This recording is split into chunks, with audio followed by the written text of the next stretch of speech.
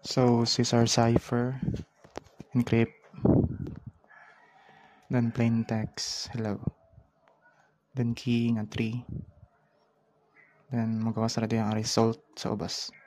Then nani siya if condition nga dili mo dapat og letters, so number ra dapat dire. Then naara pwede ra space. Then ang result i-copy lang. Then close. Ato decrypt.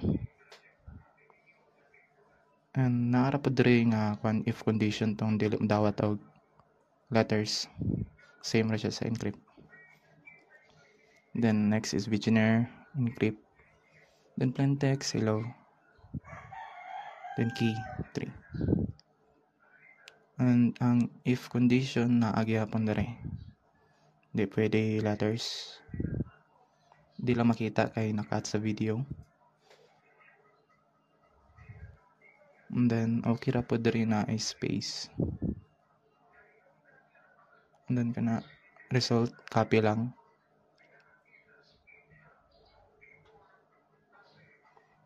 Then paste. Then key. Then mo na siya for cipher, for Caesar and Vigenère cipher. Good morning everyone. Mo ni ang process sa Playfair cipher nga gihatag sa among leader. Mo ni ang code for app.rb, then result rb, erb, then index erb. Para magparani ni adto sa terminal niya, type ruby app.rb. Imong tawagon ang katong app.rb. So mani nay k og text, input ra ta sa k, secret, text, hide the gold, and magpili ta encrypt or decrypt. So click the process para makita ang result. Para sa decrypt, may mura na i-copy-paste ang ciphertext. Then input ang katong K nga secret. Then decrypt. Then click the process para makita ang result. So mao ni ang result. The progress of Batanga and Alba City, the single columnar cipher. This is the code.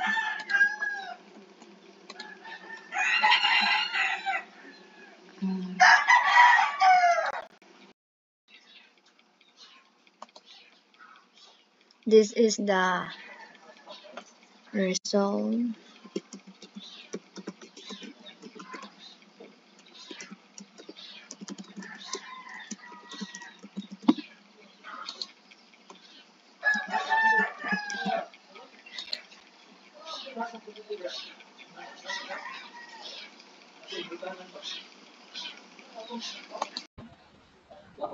Good morning everyone. I am Christopher G. Galanag, and then this is the progress for our double columnar cipher.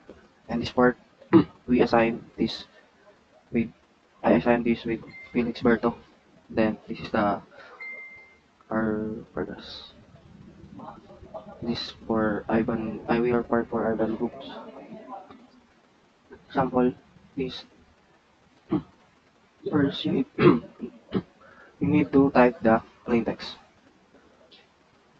And you need to input the K1 sample guard. Next K2 flip. In this part we have choices. We have two choices if we want to encrypt or decrypt. So first we gonna try the encrypt. So gonna process. So this is the result for encrypt. P another original plain text. Keep secret safe. Next is the one.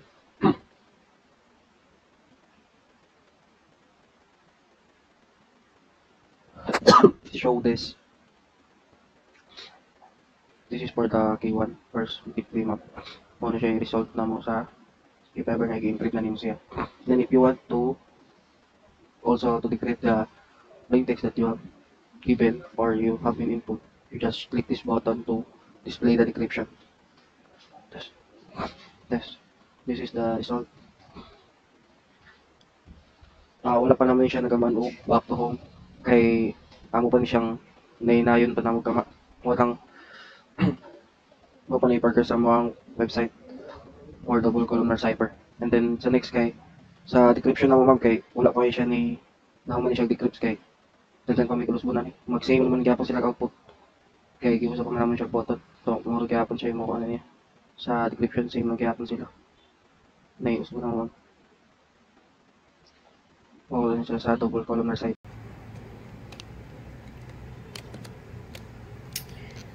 So this tool allows you to do main things: encryption, nga mag-convert sa imong text into an unreadable, secure format. Then the decryption, nga mag-revert balik sa imong original nga text gamit ang secret key. Para siyang lock and key system for your data. So enter text. First, you input the text kung gusto niyo i-secure. You can type anything, confidential messages, or test data. Sa demo, let's just use hello world. Para simple o mas dali masabtan. Then, secret key. Natay secret key which is mao ang imong password. Kini ang pinaka-importante kay mao ni ang gamit sa encryption o decryption. Make sure nga imong key is strong. For example, ako gamiton kay my secure key 1, 2, 3. Always remember, the stronger the key, the better ang security. Then, encryption key size. Na ay tulo ka options, 128 bits, 192 bits, o 256 bits. The larger the size, mas secure, pero mas daghan ang memory o processing requirement. So for simplicity, let's choose 128 bits. Then for the encryption mode, na ay duha ka options, CBC o ECB. Ang CBC or Cipher Block Chaining is more secure kay it uses an initial vector. Ni, dili siya number 4, initial vector na siya. Na value, initial vector value, or while ang ECB or electronic code book is simpler pero mas less secure.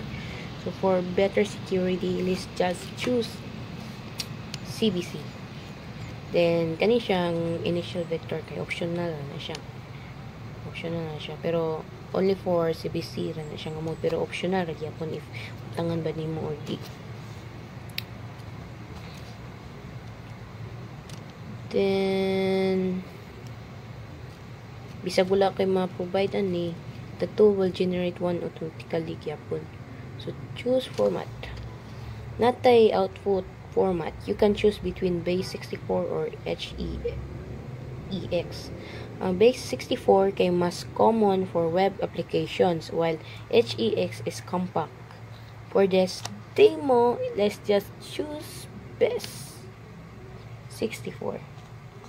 Siya no. Ito na Kung complete na imong inputs, i-click ang encrypt button. Ang tool will process to generate the encrypted text. So ato ni kapihon no for decryption.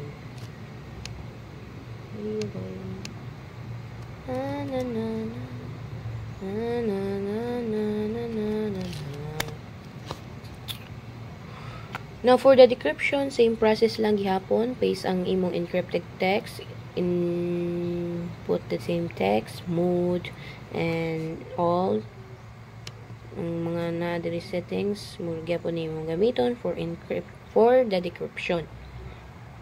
Kay kung dili siya mag-work. Back the word. If tryan na to, di siya mag-work guys. nagbutangan pa ni siya validation diri. 1, 2, 3, 4, 5. Decrypt. Decryption failed. Bad decrypt. So, mura to siya.